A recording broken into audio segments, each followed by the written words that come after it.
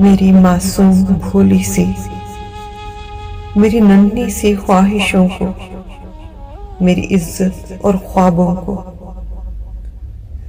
दरिंदा सिर्फ इंसान के हवस ने रौंद डाला है।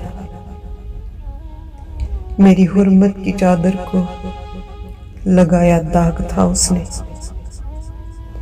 मेरा कानून, मेरे ये लोग, हुक्मरां और सब मुंसिफ, मजहब के सब व्यापारी मेरा वो नाम ले लेकर मेरे मुर्दा से चेहरे पर तमाचे भी लगाते हैं, तमाशा भी लगाते हैं।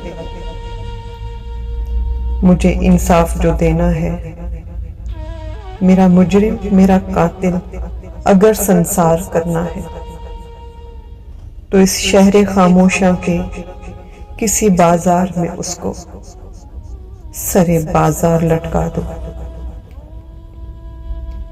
नहीं मुमकिन अगर ये तो वक्त के हुक्मरानों को, हर मुल्ला को, हर काजी को उसी बाजार में लाकर वही संसार सा कर दो। यही इबरत है कातिल की, यही इंसाफ है मेरा, यही इंसाफ है मेरा।